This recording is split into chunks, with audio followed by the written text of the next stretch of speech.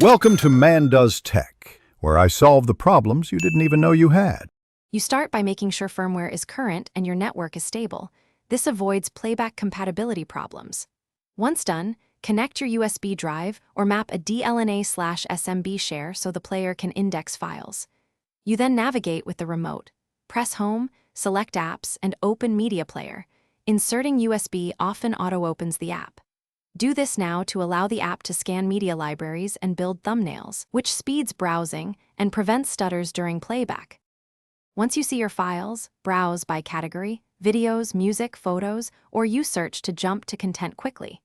Make sure to select the correct audio track and enable subtitles if needed. This is important for multi-language files. You can change aspect ratio and resolution settings. Choose 4K or HD depending on source and TV capability.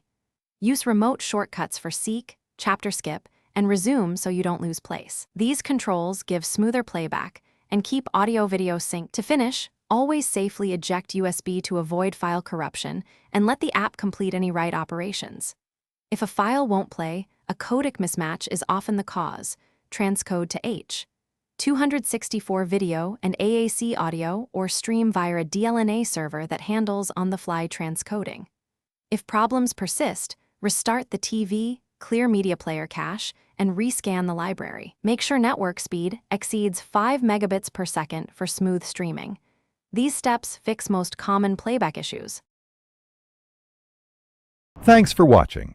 If you found this helpful, don't forget to like and subscribe.